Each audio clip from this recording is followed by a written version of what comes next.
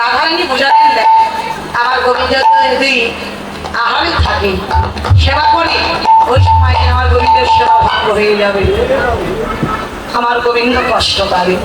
আবার যদি আমার গোবিন্দ বিশ্রামে থাকে, ওই সময় গেলে আমার গোবিন্দের বিশ্রাম যদি ভঙ্গ হয়ে যায়, তবে আমার গোবিন্দ কষ্ট পাবে। তুই ঠিক এমন সময় বুঝে যাবি যাতে আমার গোবিন্দ কষ্ট না পায়। কেন? ওরা যে গোবিন্দ সুখী সুখী, রাধারানী হলো গোবিন্দ সুখে সুখী, গোবিন্দ দুঃখে দুঃখী। তার আত্মসুখের বাসনা, হ্যাঁ তাদের আত্মসুখের নারী বাসনা। গোবিন্দ যেন কষ্ট না পায়, ঠিক তুই সেই সময় বসে আমার গোবিন্দের কাছে যাবি। আরেকটি কথা, চতুর নিকটে আমার গোবিন্দ চতুর, বহুবি কপটে রাখিবি আপন মান। মান রেখে কথা বলবি কি, আমি তো গোবিন্দকে ভালোবাসি, কিন্তু এই যে আমি গোবিন্দকে আমার গোবিন্দের কুশল জানতে, খবর জানতে তোকে পাঠালাম, এই কথা যদি গোবিন্দ বুঝতে পারে যে আমি তোকে পাঠাইছি, তাহলে আমার মান থাকবে না। গোবিন্দের দেখেন কুশল জানতেও চাই, আবার যে ভালোবাসে এটা জানাতে চায় না গোবিন্দকে, যে তার কুশল জানতে পাঠাইছি। যদি জানি আমার মান থাকবে না, তাই তুলসী তুই ভালো করে বুঝে সুঝে কথা বলবি। আমি যে তোকে পাঠালাম এই কথা গোবিন্দ যেন বুঝতে না পারে। তবে দেখ, যে যাকে অত্যন্ত ভালোবাসে তার অন্তরের স্বাদ জাগে, ওই ভালোবাসার মানুষকে কিছু প্রীতি উপহার দিবার স্বাদ জাগে।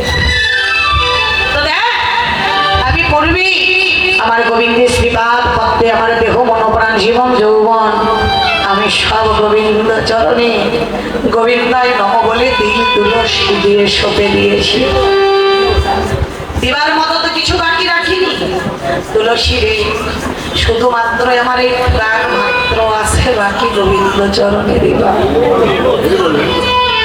তুলসী রে, তাই তুই যাবি বলে আমি সাধ করি, আমি একটি কুঞ্জমালা গেঁথে রেখেছি আমার গোবিন্দকে উপহার স্বরূপ দিবার জন্য। এই কুঞ্জমালা নিয়ে গিয়ে তুই আমার গোবিন্দের গলায় পরাই দিবি।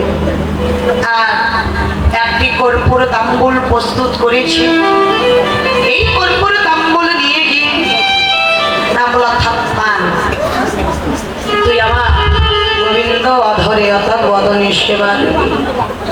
আর যখন সেবা দিবি তখন এই অযোগ্যা দাসীর জন্য গোবিন্দের নিকট থেকে একটু মধুরা প্রীত ভিক্ষা আসে।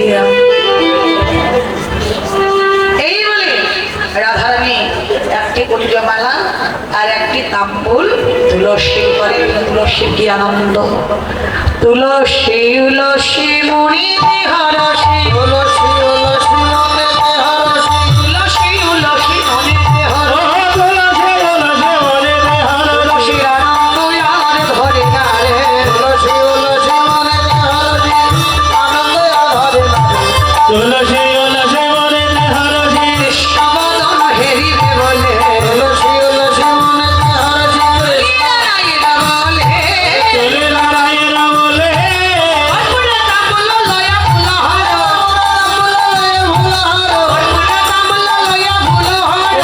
তাম্বুল লয়া ফুল হার, লীলা সরসী তুলে, লীলা সরসী তুলে, লীলা সরসী তুলে, লীলা সরসী তুলে, সে তুলসী দাঁড়াইল, সে তুলসী দাঁড়াইল, এসে তুলসী দাঁড়াইল, এসে তুলসী দাঁড়াইল, আর সে তুলিল মাঝে, এসে তুলসী দাঁড়াইল, সরসী তুলের মাঝে, এসে তুলসী দাঁড়াইল, লীলা সরসী তুলে, লীলা সরসী তুলে।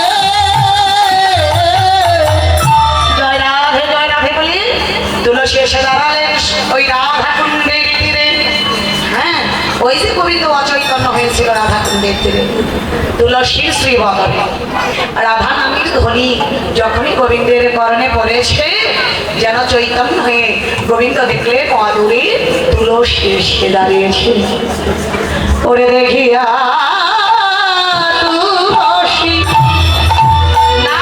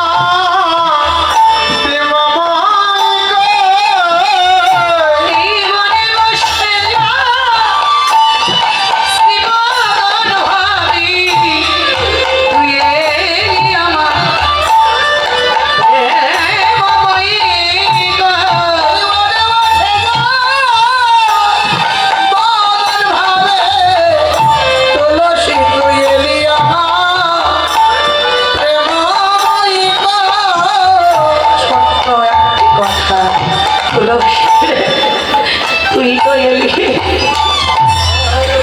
আমার রাধারানী এলো না বল। ছোট্ট একটা কথা,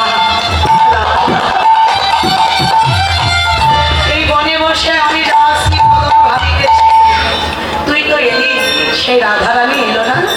রাধা বলতেই আমার গোবিন্দের কেবল পুষ্পটিত পদ্মফুলের মতো বদনখানি মলিন হয়ে গেছে, নয়ন দুটি জলে ভরে উঠেছে। দু চোখ দিয়ে গোবিন্দের নয়নের জল ঝরে ঝরে ঘরে ঘরে পড়তে লাগলো। কাছে দেখি কাছে আমাদের অনাদি আদি গোবিন্দ, যে গোবিন্দকে পাবার জন্য অনন্ত কোটি জীব, কত যোগী ঋষি মুনি পাহাড়ের গুহায় বসে, বৃক্ষের কুটিরে গভীর অরণ্যে যুগ যুগ ধরে সাধনা করেছে। আজ সেই অনাদি আদি গোবিন্দ সামান্য ব্রজে ডাভির ব্রজের প্রেমময়ী শ্রীমতী রাধারানী মধুর প্রেমে বাধা পড়ে রাধে রাধে রাধে বলে আমার কাঁদিতেছে। গোবিন্দের এই কাঁদা বদন দেখে তুলসী বলল, গোবিন্দ হে, তুমিও মন কাঙ্গাল হই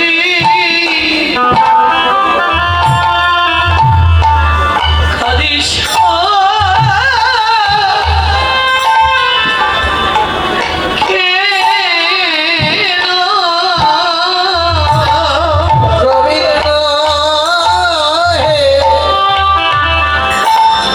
তুমি আমার কাঙ্গাল হই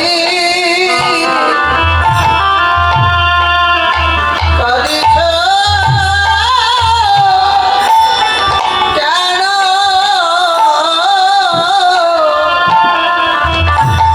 তোমার হরি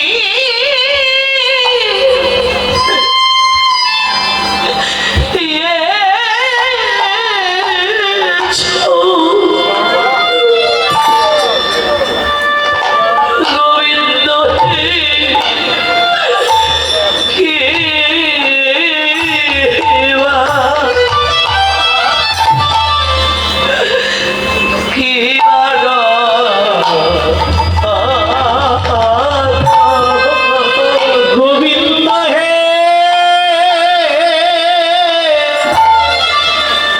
তুমি হারিয়ে